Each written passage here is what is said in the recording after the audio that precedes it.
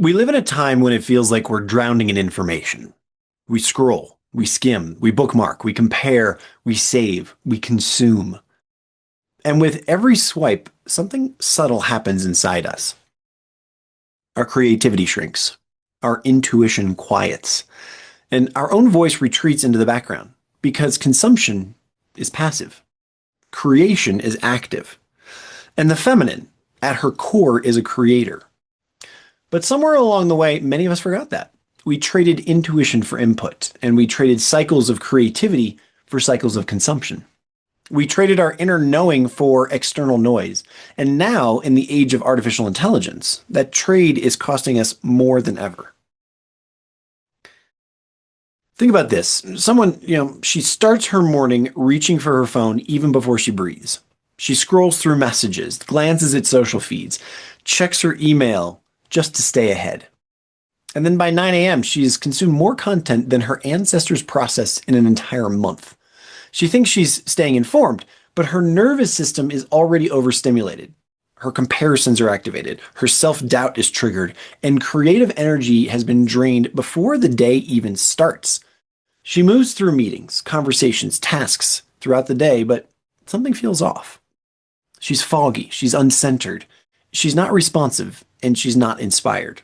All day long, she consumes more ideas, trends, opinions, advice, strategies, everyone else's voice but her own. And when she finally sits down to create, to write something, to design something, to lead, to express, she finds herself stuck.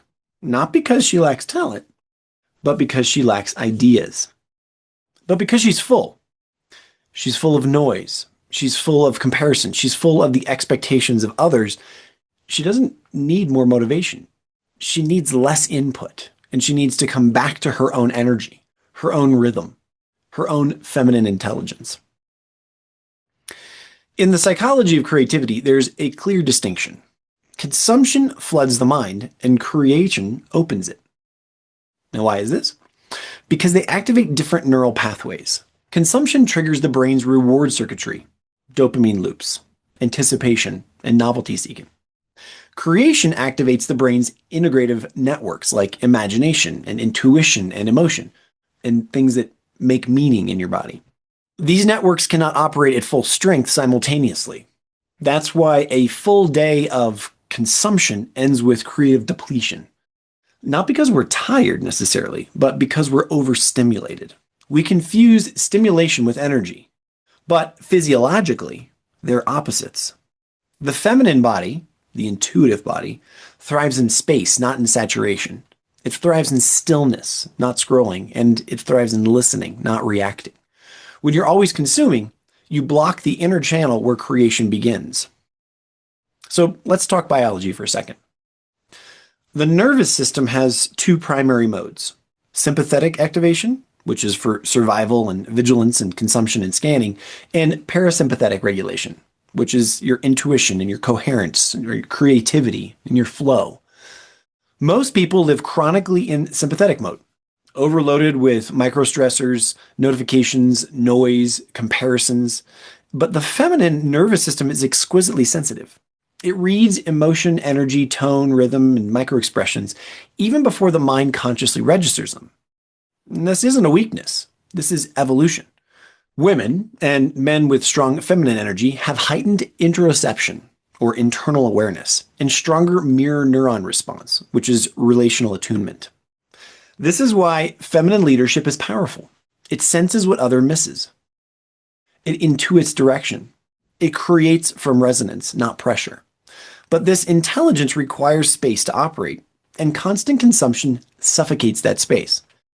You cannot hear intuition when your mind is filled with noise, and you cannot feel creative energy when your nervous system is overstimulated. You cannot lead from feminine power when you're living in a masculine overdrive. Artificial intelligence can process data faster, better, and more efficiently than any human, but AI cannot do what the feminine does: sense the emotional truth beneath the words, intuit what needs to happen before there's evidence, create coherence in a group, birth new ideas from the unseen, bring meaning, connection, depth, nuance, and soul. The future of leadership is not speed. AI has that handled. The future of leadership is presence. The future of leadership is intuition. The future of leadership is energetic coherence. The future of leadership is creation, not consumption. And that, friends, is the feminine way. We're entering a new era, one where the leaders who thrive will not be the ones who can absorb the most information, but the ones who can create the most meaning. The feminine doesn't lead by volume, she leads by resonance. So back to our story about our woman. Eventually, she reaches a breaking point. It's not dramatic, it's just clear. A moment where her body says, enough. She puts the phone down one morning and takes a walk out without headphones, right? She feels her breath deepen and the fog lift. She feels herself return, and she begins consuming less, not because of discipline, but because she starts craving her own energy again. The less that she consumes, the more she feels. And the more she feels, the more she creates, and the more she creates, the more she steps into who she was meant to be. She realizes something profound. Her power was never in the information that she gathered. It was in the wisdom that she carried. And once she rediscovered that, her leadership changed. Her relationships changed. And frankly, her life changed. Creation isn't linear. It's cyclical.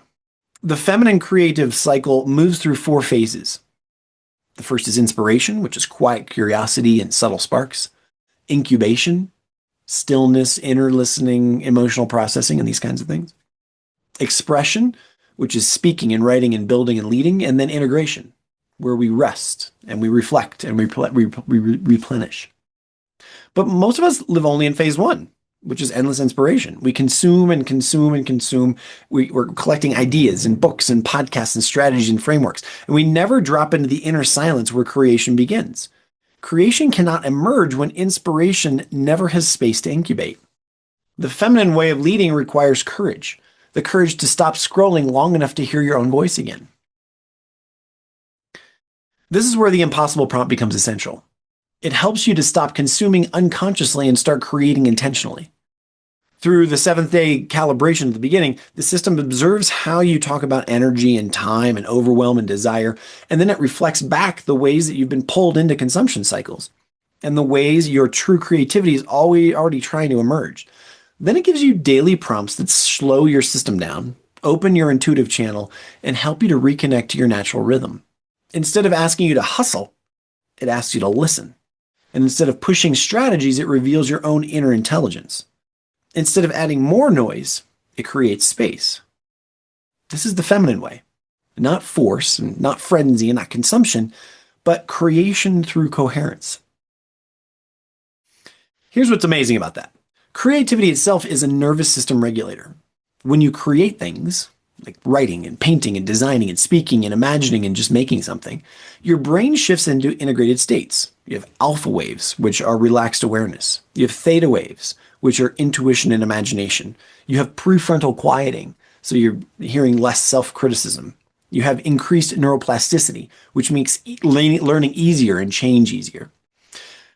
Creation literally rebalances the nervous system. So when you move from consuming to creating, you're not just becoming more expressive, you're becoming more whole. This is why feminine leadership feels calm and powerful at the same time. It arises from a regulated body and a clear mind. You were not born to be a consumer of other people's brilliance. You were born to be a creator of your own. Your ideas, your voice, your rhythm, your intuition, they matter more now than ever. Because AI can replicate information, but it cannot replicate you. It cannot replicate your way of sensing. It cannot replicate your pattern of creation. It cannot replicate your feminine intelligence. The world doesn't need another perfectly optimized follower. It needs an awakened creator, someone who leads from truth, from intuition, from the soul. And this is your moment to shift from consuming to creating, from reacting to leading, and from overwhelm to sovereignty. If this speaks to you, if you're ready to quiet the noise and reclaim your feminine power, and you're ready to step into a new way of leading, this is your invitation. Please come and request your private invitation to the Impossible Prompt, because creativity is not a luxury. It's your birthright. It's your leadership. And it's time to remember the feminine way, the way of intuition, of presence, of coherence and creation, the way of being impossibly human in an automated world.